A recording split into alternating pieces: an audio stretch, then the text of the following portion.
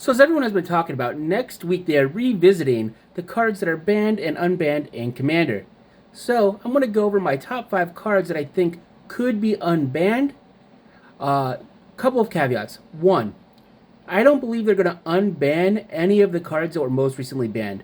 I think Mana Crypt, Jewel Lotus, and Dockside are going to have to live on the ban list a little bit longer, even though I think that Jewel Lotus and Dockside will eventually be banned, and unbanned, and possibly Mana Crypt as well. Secondly, I actually think it's quite possible that they don't touch anything. That all this announcement next week is going to be is them revisiting the brackets and them letting the ban list live on longer as it currently is. You know, kind of how they treat Standard. But let's get into it. Number 5 is Hull Breacher. I really don't think Hull Breacher should have ever been banned, but a lot of people did, and here's why.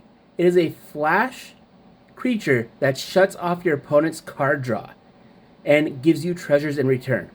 We have Notion Thief that just shuts off card draw and gives you cards in return, and another set that just flat out shuts off card draw. I think Hull Breacher is completely fine and could potentially be unbanned eventually. I just don't see it happening because it's unfun.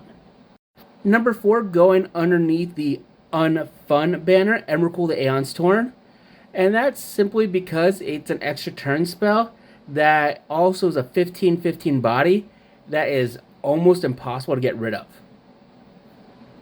And so I really don't see it coming off the list, even though this is the one that I want off the list the most. Number 3 is Every Timmy's Dream, Primeval Titan. This was banned because games became just fighting over Primeval Titan. And I think we really got to a point with Ramp where this might not see as much play, but I could still see it being a game fighting over who has Primeval Titan.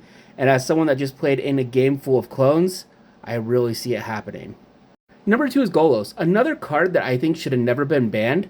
Golos, the reason why it was banned is because it pays for its own commander tax and it gets any land, as well as having a mana dump, so even when you have no cards in hand, you still have something to do. And I really think Golos could be unbanned because it's not even the most powerful 5-color commander. And finally, Coalition Victory. I really don't think Coalition Victory should be unbanned, especially with Leyline of the Guild Pact being printed, making it a 2-card combo.